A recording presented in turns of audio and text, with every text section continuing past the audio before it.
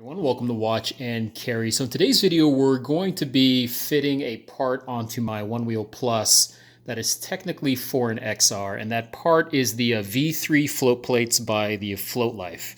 So there are float plates that the FloatLife does make specific for the Plus, and they do a great job.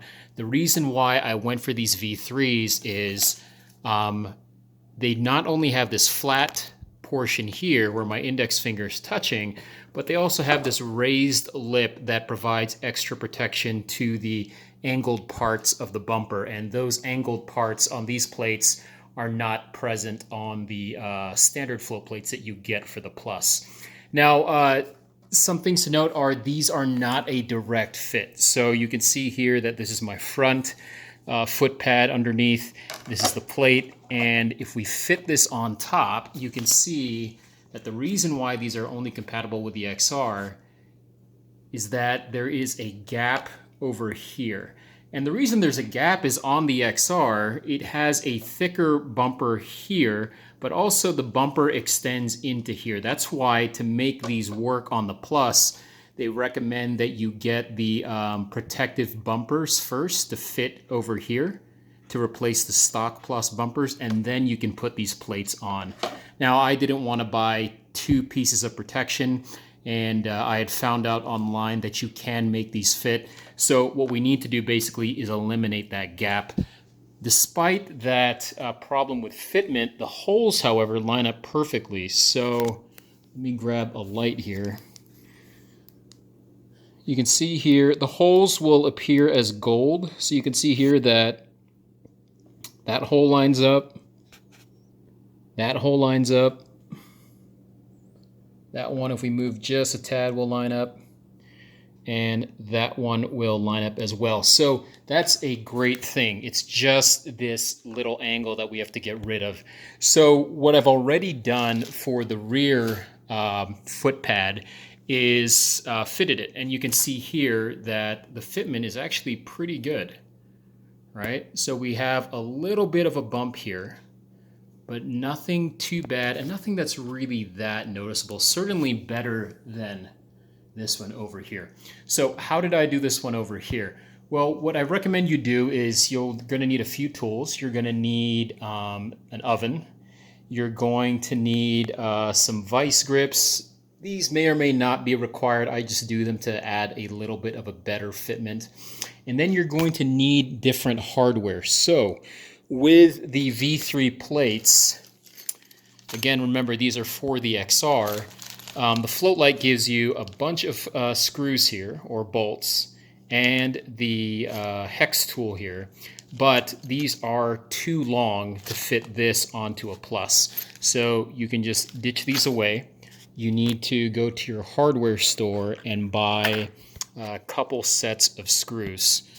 So for the front, these two, you're going to need these M5 by 8.0 by 16 millimeters length. And that is going to apply to these two and these two here in the front. The ones here behind are just a little bit shorter. They're also M5. I have them in the garage right now, so I can't show them to you, but they're also going to be an M5 by 8.0, but you want to get anywhere from 12 to 14 millimeters in length. So it'll be M5 8.0 by 12 or by 14 millimeters. And those will fit in here much better. I did try to put the 16 millimeter into here, and there's just a little bit of a gap still between the bolt and the plate. You could solve that, I guess, with a washer, but because the hole here is a beveled fit, you're going to want to get a proper fitting fastener. So not only do you want to get that size that I pointed out here, but you also want to get the head of the bolt to be beveled as well. As you can see where my thumb is, just to match that beveled part there. So that way you don't have a screw sticking up. So you can see here that these are already fastened in, but they're pretty flush, right? Okay, so let's go ahead and now do the one here in the front. and I'm going to walk you through my process. So first and foremost, get your oven preheated up.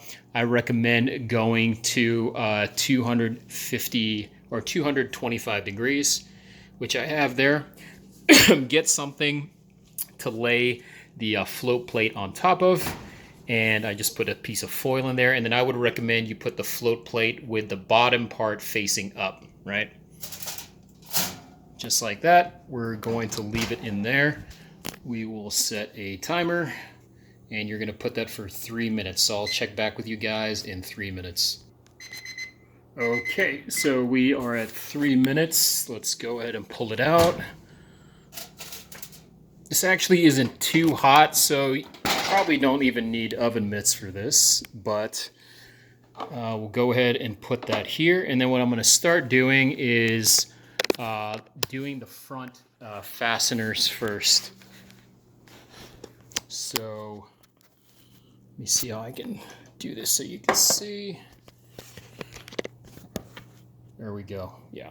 So take care of the front ones first, because those are the ones that have the angles. This is pretty cool to the touch. You will just push down a little bit hard with your thumb and put the M5 by 8 by 16 millimeter screws in the front.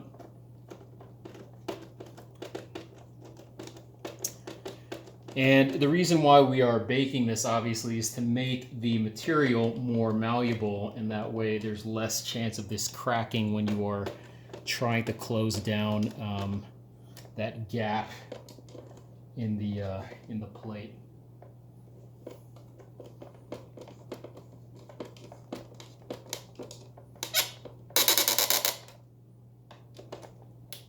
Okay. Now, optional that you can do just to make sure that these front parts of the bumper or of the plate are pressed in. This is pretty pressed in already, but I'm just kind of going the extra mile. You can use some clamps. Just kind of push it down. And then another one here. And push it down as well. And then I have the other 2 screws here in the garage, but you can see that that one in the back is already flat, so I don't really need to do that on camera, but that is how it looks, and you can see a much better fit than we had previously. Okay, that one can probably be tightened down just a bit more.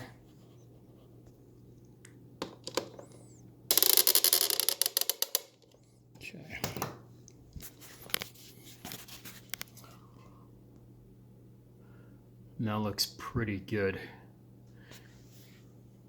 Another thing you could do is position your clamp right here. So because the front already looks pretty set, I'm going to reset that and back up here so you can see.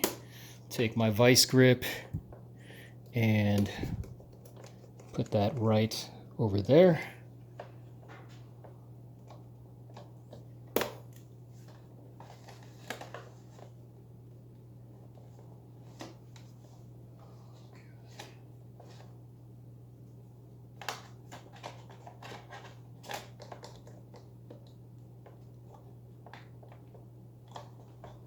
That will help just a bit. And then now with that press, you can maybe tighten your screws just a little bit more.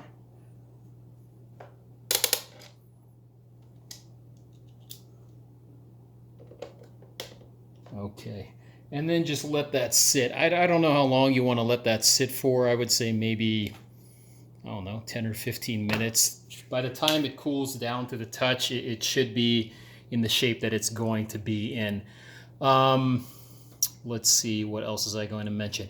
Oh, optional things you can use are Threadlocker. So just make sure you get metal to metal Threadlocker. I believe that's Threadlocker Red. There's Threadlocker Red and Threadlocker Blue. So you need to find the Threadlocker and then read the back label to make sure that you are getting metal to metal, because it's a metal fastener going to the metal frame. And that's pretty much it. For me, I'm not using Threadlocker now because I'm actually just shaping this. And then I'm taking these screws back out and then putting on my 2X external battery system that you can see there in the back onto it. So right now I'm just trying to get the shape. But anyways, again, these are the FloatLife V3 plates. You can get these anywhere. I think even eBay sells them. FloatLife, Craft and Ride. There's usually a good discount, I think, if you email Craft and Ride or send them a message, or the FloatLife. I've always heard back with like a $5 off coupon or free shipping, something like that. I forgot what the price on these were. I would like to say $50 or $55. And, you know, the benefit here, again, is you're just adding a little bit of protection here. And compared to the stock plus FloatLife plates, which only cover this part, you're also getting this additional part for the V3. Also makes it look just a little bit nicer.